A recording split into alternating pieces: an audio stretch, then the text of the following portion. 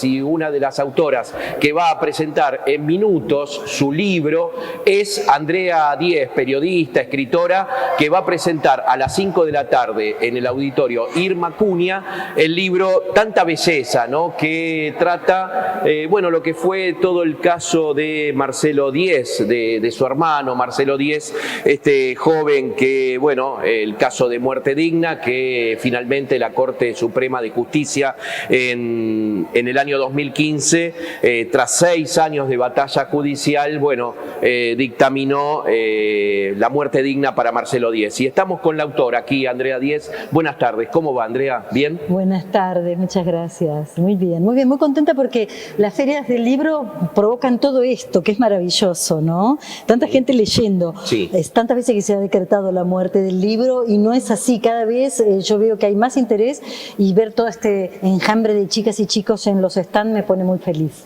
Bueno, presentás este libro que, bueno, durante varios años estuviste trabajando, que bueno, que el libro empezó de alguna manera la historia con la muerte de Marcelo, de tu hermano, el accidente, ¿no? Y todo lo que batallaron judicialmente para, bueno, dictaminar muerte digna en el caso de la Corte Suprema de Justicia en el 2015. ¿Cómo fue ese trabajo, un poco para desprenderte también de, bueno, el caso de tu hermano y tomar distancia para poder escribir, ¿no? ¿Cómo hacer para escribir? Pues no es una biografía sobre tu hermano, ni el día a día. No, tampoco es una crónica judicial, es una crónica en primera persona. Es un libro, por un lado, profundamente periodístico, por mi propia condición de periodista, pero también es profundamente literario, en el sentido de que tuvo que emerger también la escritora para escribir todo aquello que la periodista ya no podía escribir. Claro. Y que de algún modo también la testigo también por momentos narraba y por momentos se tenía que retirar para dar lugar tanto a la periodista como a la escritora. En el momento en que se desarrolló todo lo que pasaba alrededor de Marcelo Diez, ¿no? Vos estabas en el exterior, estabas viviendo en el exterior, tu hermana también estaba distante, ¿no? Sí, digamos que sucedieron dos cuestiones. Por un lado, toda la primera etapa, que es lo que nosotros llamábamos la etapa de la negación.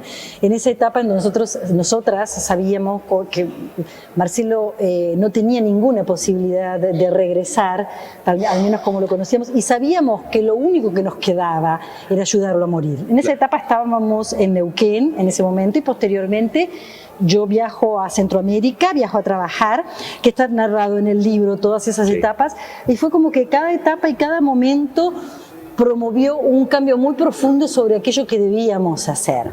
Lo que sucede fue que la causa judicial que se desarrolla particularmente entre 2009 y 2015, en esa etapa claramente no estábamos en Neuquén, Adriana estaba en Buenos Aires y yo transitaba entre Roma y Quito. Entonces toda esa etapa nos determinó una distancia muy importante, que yo siempre cuento esta anécdota. En esa etapa nos teníamos que escribir mails. No existía el WhatsApp. No.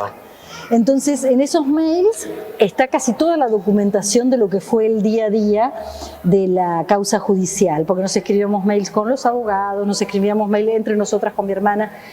Y en un momento yo empiezo a releer, después de la muerte física de Marcelo, empiezo a releer todos esos mails y a sistematizarlos. Recordemos el accidente de Marcelo Diez, ¿no? En la Ruta 22.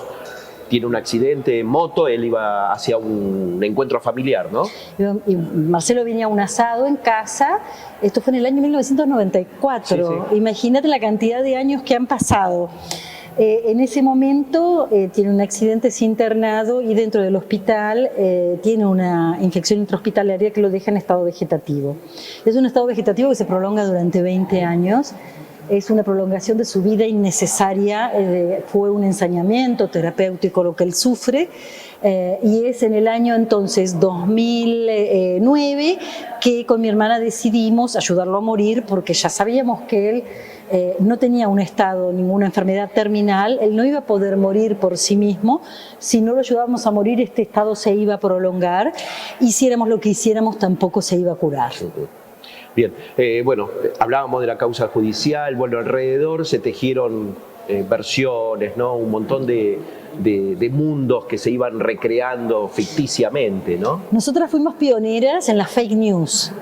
Nosotros nos tocó en una época en donde todavía no existía con esta familiaridad con que existe ahora, toda una serie de fake news que se generaron alrededor de nosotros, de fantasías malintencionadas, de daños profundos a la libertad y a la dignidad de Marcelo fundamentalmente, que tuvieron que ver con la creación de información falsa que provocó una bomba de tiempo alrededor de una causa judicial que no debería haber no durado poco tiempo, sino nunca existido. Yo siempre cuento que nosotros tuvimos una causa judicial que duró 6 años y llegamos a la Corte Suprema de Justicia de la Nación. Ese mareo y ese vértigo está escrito en uno de los capítulos del libro, ¿no? ¿Cómo era que habíamos llegado a la Corte Suprema de Justicia de la Nación? En una causa en la cual lo que nosotras pedíamos, que era el retiro de alimentación y hidratación, estaba contemplado, habilitado legalmente, quiero decir, había una ley que decía que el retiro de alimentación e hidratación era legal y legítima en el caso como irreversible como el de mi hermano, y sin un solo peritaje médico, sin un solo informe pericial que dijera que Marcelo tenía alguna posibilidad de recuperación. O sea, se llega a eso, ¿no? Justamente por todo el movimiento de fake a la cual es permeable un sistema judicial más preocupado por su propia imagen y por el que dirán que en la legitimidad de una causa.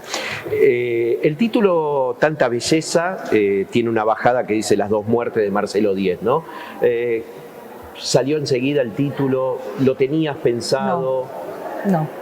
El título surge cuando ya estaba prácticamente en las últimas etapas de escribir el libro. Me encuentro con un dato que es fantástico, que es revisando tu propia computadora, un dato de la realidad, y es que yo en la primera etapa del accidente, en el año 94, le escribía cartas a Marcelo, porque yo pensaba que algún día él iba a regresar, y entonces le quería contar lo que había sucedido en esa etapa. Y digo, ¿cómo es posible que esté prácticamente ya terminando el libro y no haya revisado esos textos? Entonces entro casi con pánico a esas cartas, lo narro en el libro, sí. Fue un golpe en la nuca entrar en esas cartas.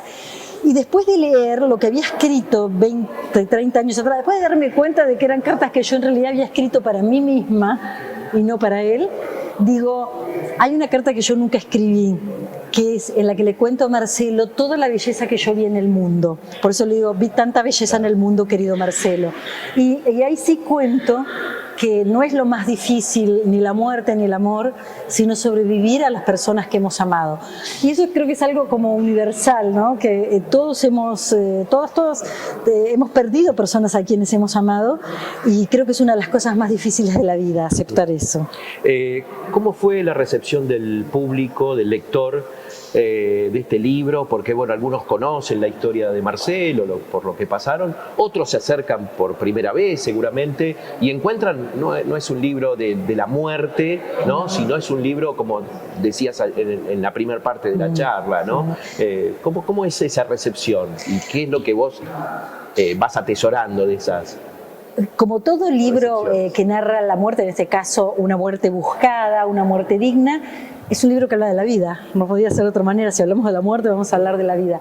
Fue muy lindo. Hay una primera etapa donde el libro es leído por aquellas personas que conocían la historia o que incluso la habían vivido muy cercanamente. Y lo maravilloso es, dice, que me contaran, lo leía el libro y me parecía la historia, yo dije, todo esto no está, yo nunca lo supe todo esto, porque claro, y esto sí es muy interesante, existió una verdad judicial y yo leía el expediente y decía, esta no es la historia, y existió una verdad periodística y yo veía las noticias, leía las noticias, pero tampoco esa era la historia.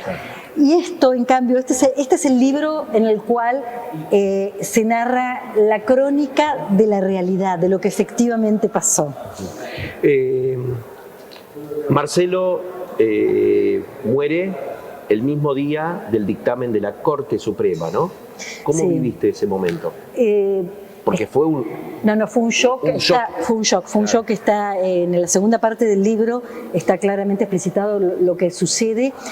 Te digo más, yo creo que escribí este libro para tratar de encontrar una explicación al hecho de que Marcelo muriera 2 horas después que la Corte Suprema de Justicia sentenciara a favor de su propia muerte, al derecho de su propia muerte. Este hecho que nos toma totalmente por sorpresa a mi hermana y a mí, o sea, no su muerte, porque nosotros estábamos esperando, ya sabíamos que Marcelo iba a morir próximamente, lo que no imaginábamos que el mismo día que estaba por morir la Corte sentenciara, después de que llevábamos años esperando. Y decimos 2 horas después, Marcelo muere 2 horas después, podría haber sido 2 días después, o 2 días antes, o podría haber sido 20 meses antes, pero fue justo ese mismo día. Así que creo que las 100 páginas de este libro tratan de encontrarle una explicación a ese hecho extraordinario. Bien. Bueno, la convocatoria entonces, 5 de la tarde, Auditorio Irma Acuña, aquí en la Feria Internacional del Libro de Neuquén. Tanta belleza, las 2 muertes de Marcelo Díez, de Andrea Díez, un libro que, bueno, ha despertado mucho interés en los lectores. Ya va por la segunda edición, eso es otro dato a tener en cuenta, ¿no? Un libro que ya se agotó en su primera edición, va por la segunda y bueno, te felicitamos por este libro, te felicitamos por cómo pudiste escribir esta crónica, esta historia tan personal, tan familiar y que bueno, que con cómo abriste también a los lectores esta historia, ¿no? Desde otro lugar. Así que bueno, a las 5 de la tarde, todos al Auditorio Irma Acuña a acompañar a Andrea Díez con este libro. Y a vos, Pablo, gracias por tu periodismo librero, que no hay en Neuquén mucho. Gracias.